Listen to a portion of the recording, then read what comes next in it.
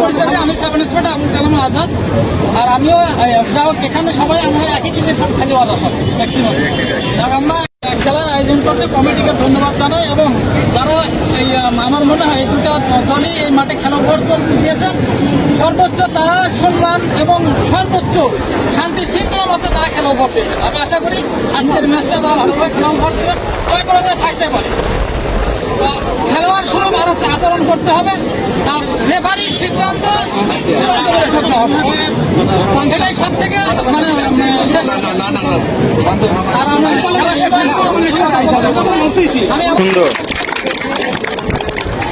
আমাদের ফুটবল খেলা একটা জাঁকজমকপূর্ণ উত্তেজনামূলক খেলা।